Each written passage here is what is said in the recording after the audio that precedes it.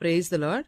ఈరోజు మనము బైబిల్లో ఉన్న ఎలీషా శిష్యుడైన గెహాజీ గురించి ఒకసారి ధ్యానించుకుందాము. గెహాజీ గురించి బైబిల్లో ఎక్కడ రాయబడి ఉందంటే 2 రాజులు 5వ అధ్యాయంలోను, 2 రాజుల గ్రంథము 6వ అధ్యాయంలోను రాయబడింది.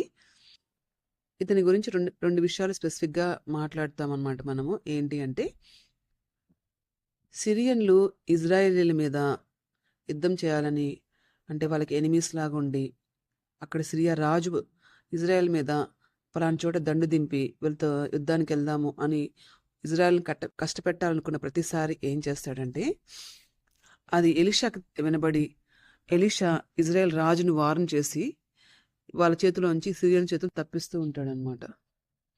తప్పిస్తూ ఉంటే ఈ సిరియా రాజుకి డౌట్ వస్తుంది, ఎవరు ఇన్ఫర్మేషన్ ఇస్తున్నారు ఇజ్రాయేలీలకి, మనలో ఎవరైనా ఒక స్పై ఉన్నారా అని డౌట్ పడినప్పుడు ఈ సిరియా రాజ్యంలో ఉన్న సేవకుల్లో ఒకడు వచ్చి ఏమని చెప్తాడంటే, అయ్యా మనలో ఎవరు వాళ్ళకి స్పై లేరు, కానీ ఇజ్రాయేలీల్లో ఒక దైవజనుడు ఉన్నాడు, ఆయన ఎలీషా. ఆయన మీరు ఇక్కడ అంతఃపురంలో మాట్లాడుకునే మాటలు అక్కడ ఆయనకు తెలిసిపోయి అక్కడ ఇజ్రాయెల్ రాజుని అలర్ట్ చేస్తున్నాడు అని తెలుసుకున్నప్పుడు ఆయనపై పట్టుకురాపోండి అంటే, ఈ సిరియా సైన్యం అంతా వచ్చి ఎలీషా ఇంటి చుట్టూ ఉన్నప్పుడు ఇది చూసిన గెహాజీ చాలా భయపడిపోయి, అయ్యో మన పరిస్థితి ఏమైపోతుంది అని ఎలీషా అడుగుతాడనమాట. అప్పుడు ఎలీషా ఏం చేస్తాడంటే, గెహాజీకి దేవుడు ప్రార్థన చేస్తాడు కళ్ళు తెరవమని. అప్పుడు గెహాజీ ఏం చూస్తాడంటే, ఎలీషా చుట్టూ, అంటే వీళ్ళు ఉంటున్న ఇంటి చుట్టూ అగ్ని రథాలతో ప్రొటెక్షన్ అంటే చూస్తాడనమాట.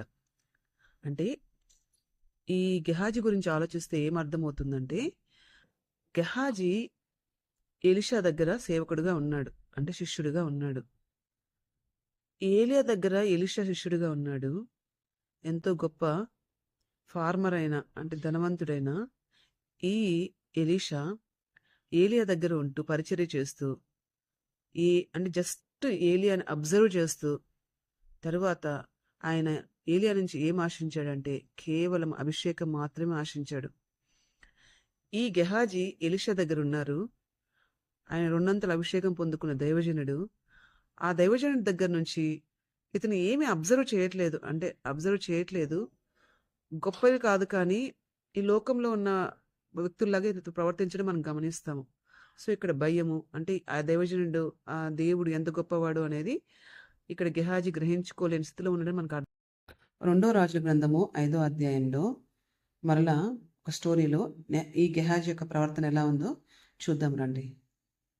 గెహాజీ నయమాను, సిరియా యొక్క సైన్యాధిపతి అయిన నయమాను కుష్ఠరోగంతో ఉన్నప్పుడు అతనికి ఒక ఇజ్రాయేల్ చిన్నది బానిసలాగా వెళ్ళిన పాప గైడ్ చేస్తే అతను ఇజ్రాయెల్ దేశంకి వచ్చి ఎలీషాని కలుసుకొని తన కుష్ఠరోగానికి పోవడానికి మార్గం చెప్పమన్నప్పుడు అతను వెళ్ళి యోర్దాన్ నదిలో 7 సార్లు మునిగితే స్వస్థ వస్తుంది అని చెప్పినప్పుడు అతను ఏం చేశాడంటే, ఫస్ట్ రిజెక్ట్ చేస్తాడు, కానీ తర్వాత దాని దాసుడు చెప్పిన మాటలు ఆలోచించుకొని తను వెళ్ళి యోర్దాన్ నదిలో 7 సార్లు మునిగినప్పుడు పసిపిల్లల దేహం వల్ల తన దేహం అయినప్పుడు తన ముందే, అంటే ఇక్కడికి రాకముందే బంగారము వెండి వస్త్రాలు తీసుకొని ఎలీషా ప్రవక్త దగ్గరకు వస్తాడు.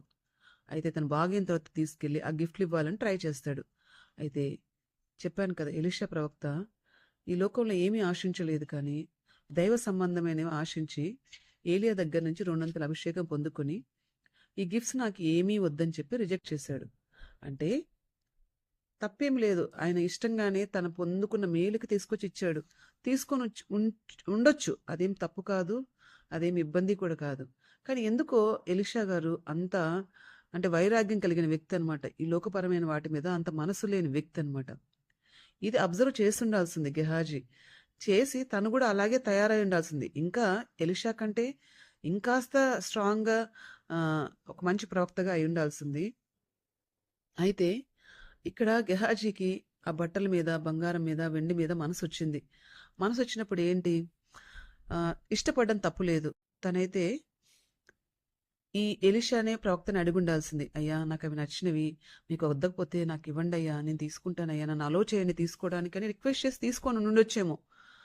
బట్ ఏంటంటే ఇక్కడ గెహాజీ చేసిన తప్పు ఏంటంటే, అలా అడగడం కూడా తప్పు కాదు. ఎలీషా దగ్గర అడిగి తీసుకొని ఉండొచ్చు. ఎలీషా పర్మిషన్ తీసుకొని వాళ్ళ దగ్గర తీసుకొని ఉండొచ్చు. అయితే ఇతడు చేసుకున్న మార్గం చాలా తప్పు మార్గం. ఏంటంటే ఈ ఎలీషా వెళ్తూ అంటే రిజెక్ట్ చేసిన తర్వాత ఈ నయమాను ఆ గిఫ్ట్స్ వెనక్కి తీసుకొని వెళ్ళిపోతున్నప్పుడు ఇతడు కొంత దూరం వెళ్ళిన తర్వాత ఇతను ఏం చేస్తాడంటే ఒక ఆలోచన చేసి ఇది ఎట్లయినా నాకు కావాలి గిఫ్ట్స్ అని తను ఏం చేస్తాడంటే తన గురువు గారి దగ్గర నుంచి తను వెళ్ళి అక్కడికి వెళ్ళి ఏం చేస్తాడంటే వెనకాల పరిగెత్తుకుంటూ పోతాడనమాట. వాళ్ళైతే రథాల్లో అట్లా వెళ్తున్నాడు కానీ మరి ఇతను ఎట్లా వెళ్ళాడు నాకు తెలియదు. కానీ వెళ్ళినప్పుడు ఇతను పరిగెత్తుకొని వస్తున్నది నయమాన్ గమనించి అయ్యా ఆపుకొని ఏమడుగుతాడంటే అంతా క్షేమమేనా అని అడుగుతాడు అనమాట. ఎందుకంటే అప్పుడే పంపించేశారు. అంతలేక వ్యక్తి పరిగెత్తుకొని వస్తున్నాడు, ఏంటబ్బా ఏమై ఉంటుంది అని ఆగి ఆలోచిస్తున్నప్పుడు అడిగినప్పుడు అతను ఏం చెప్తాడంటే ఇక్కడ అయ్యా మా గురువు గారికి అవి నచ్చలేదులేండి, నాకైతే నచ్చాయి, ఆయన దగ్గర పనిచేసి ఆయనే కదా, నాకు కొన్ని ఇవ్వచ్చు కదా అని రిక్వెస్టింగ్ అడుక్కొని తీసుకొని ఉండొచ్చు నిజం చెప్పి. అక్కడ కూడా అక్కడ నయమాన్ ఏమని ఉండేవాడు కాదు. తను వాళ్ళ కోసమే తెచ్చాడు కదా, హ్యాపీగా ఇచ్చేసి వెళ్ళిపోయి ఉండేవాడు. ఏముంది, గురువు గారు తీసుకోకపోతే శిష్యుడు తీసుకున్నాడు, తప్పేం లేదు కదా, ఆయన ఇష్టంగానే ఇచ్చి ఉండేవాడు. అయితే ఇక్కడ గెహాజీ ఏం చేశాడంటే ఒక అబద్ధం ఆడాడండి. అది అతను చేసిన పెద్ద మిస్టేక్. ఏంటంటే ఎఫ్రాయిం నుంచి ఇద్దరు పడుచు వాళ్ళు వచ్చారు, వాళ్ళ కోసము కొంచెం వెండి బట్టలు తీసుకురమ్మని పంపించాడు మా గురువు గారు అని అబద్ధం చెప్పాడు. తప్పు కదా అది. సో ఆయన ఏమంటాడంటే అడిగిన 2 మణుగుల వెండి అడిగితే డబల్ ఇస్తాడనమాట. దాంతోపాటు బట్టలు కూడా ఇచ్చి ఇద్దరు దాసులను ఇచ్చి గాడిద మీద వేసి పంపిస్తాడనమాట నయమాను. సరే ఆడదాకా తెచ్చుకొని ఇంట్లో పెట్టుకొని తర్వాత ఏంటంటే అప్పుడైనా మనసు మార్చుకొని అయ్యో నా గురువుగారు ఎంతో శక్తి కలిగిన వాళ్ళు, నా దేవుడు ఎంతో శక్తి కలిగిన వాడు కదా, ఎట్లయినా నా గురించి తెలిసిపోద్ది, నా గురువు గారికైనా అర్థం చేసుకొని ఉండాల్సింది. అప్పుడన్నా వెళ్ళి చెప్పుండాల్సింది, అయ్యా నాకు ఇట్లా ఆశ కలిగింది, ఇట్లా పోయి నేను తీసుకొని వచ్చిన, నన్ను క్షమించండి అయ్యా అని చెప్పుండాల్సింది. అయితే కామ్గా వచ్చి ఏం తెలియనోళ్ళలాగా ఎలీషా దగ్గర నిలబడుకున్నప్పుడు ఎలీషా అడుగుతాడు, ఎక్కడికి వెళ్ళి వస్తున్నావు, ఎక్కడి నుంచి వస్తున్నావు అని. నేను ఎక్కడికి పోలేదే అని అబద్ధం చెప్తాడు. అప్పుడైనా రిగ్రెట్ అవుతాడేమో అని చూశాడు ఎలీషా గారు. అయితే తను రిగ్రెట్ అవ్వకపోగా తన ఇంటెన్షన్స్ రాంగ్గా ఉండడం గమనించిన ఎలీషా గారు ఏం చేస్తారంటే, చూడు నీ వెనకాల నా ఆత్మ రాలేదా, ఇదిగో నువ్వు ఆశపడ్డావు కాబట్టి, నువ్వు అబద్ధం ఆడావు కాబట్టి, నీ యొక్క మనస్సు ఈ భూ సంబంధమైన మీద ఉంది కాబట్టి, అంటే నువ్వు ఇక్కడ ఉన్నావు కానీ శిష్యుడిగా వచ్చావు కానీ నీ యొక్క వెతుకులాట దేవుడి మీద లేదు, దేవుని యొక్క శక్తి మీద లేదు, దేవుని కార్యాల మీద లేదు, కానీ ఎంతసేపటికి లోకం మీద ఉంది కాబట్టి నీవు దీనికి పనికిరావు. అయితే నువ్వు దేనికి పనికి వస్తావంటే శాపానికి పనికి వస్తావు అన్నట్లు అతనికి కుష్ఠవ్యాధి వస్తుంది. నీకే కాదు నీ నెక్స్ట్ జనరేషన్ వాళ్ళకు కూడా కుష్ఠవ్యాధి ఉంటుందని ఎలీషా గారు అతనికి శాపంలాగా చెప్తాడనమాట. అయితే అప్పుడు కూడా టైం ఉందా ఆయన రిగ్రెట్ అవ్వడానికి? అయ్యో ఏదో మూర్ఖున్నయ్యా, తెలియక పొరపాటు చేశాను, దయచేసి నన్ను క్షమించండి, మీరు మళ్ళీ యెహోవా దేవుడికి ప్రార్థన చేయండి తగ్గిపోయేటట్టు, ఇంకొకసారి ఎప్పుడు ఇలా చేయనని ఆ క్షణంలో కూడా లాస్ట్ మూమెంట్లో కూడా తను రిగ్రెట్ అయ్యి ఉండొచ్చా? అవ్వలేదు. మనకి యెరొబాము తప్పు చేసినప్పుడు ప్రవక్తని పట్టుకోవాలని ట్రై చేసినప్పుడు చెయ్యి ఎండిపోయినప్పుడు యెరొబాము వెంటనే ఏం చేస్తాడంటే, అయ్యా నా చెయ్యి మంచిగా వచ్చినట్టు ప్రార్థన చేయమని అడుగుతాడు. అలా అడిగిన వెంటనే ఆ ప్రవక్త ప్రార్థన చేస్తాడు, చెయ్యి మంచిగా అవుతుంది. అట్లాగే ఇతను కూడా ప్రార్థన చేయమని అడిగి ఉండొచ్చు, క్షమించమని వేడుకొని ఉండొచ్చు. అయితే దేవుడు క్షమిస్తాడని కానీ ఈ దైవజనుడు క్షమిస్తాడని అనే గ్రహింపు లేని వ్యక్తిగా ఈ గెహాజీ ఉన్నాడు కాబట్టి అడగలేదండి.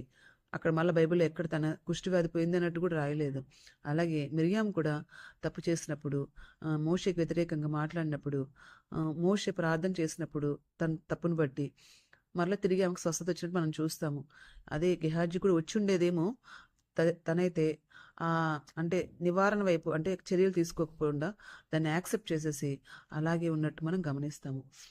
ఇక్కడ గెహాజీ యొక్క ఆలోచనలు ఈ భూమి మీద ఉన్న వాటి మీదే ఉంది. అలాగే తన ప్రవర్తన సరిగా లేదు.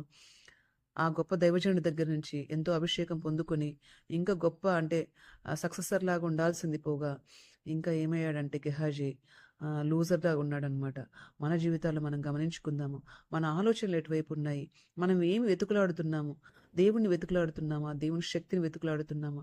చాలామంది ఏం చేస్తారంటే ఒక గొప్ప దైవజనుల దగ్గరికి వెళ్తారు ఏదో పొందుకుందామని. అయితే వాళ్ళ ప్రవర్తన సరిగా లేని దాన్ని బట్టి, వాళ్ళ హృదయం సరిగ్గా సరిచేసుకున్న దాన్ని బట్టి, ఆ దైవజనుడి దగ్గర నుంచి ఏం పొందుకోలేరండి వాళ్ళు. ఇప్పుడు గెహాజీ పొందుకున్నాడా? గొప్ప దైవజనుడు ఎలీషా దగ్గర నుంచి ఏమీ పొందుకోలేకపోయాడు. మనం సరిగా లేనప్పుడు, దేవునితో మనకు సంబంధం సరిగా లేనప్పుడు, మనం ఎంత గొప్ప దైవజనుల దగ్గర ఉన్నా కూడా, మనం ఏమీ పొందుకోలేకపోగా ఇంకా నష్టపోయేవాళ్ళలాగే ఉంటాం మన ప్రవర్తన బట్టి. మనమైతే అలా ఉండకూడదు. మనల్ని మనం సరిచేసుకొని నిజంగా దేవుని వెతికే వాళ్ళలాగా ఉందామా? Praise the lord.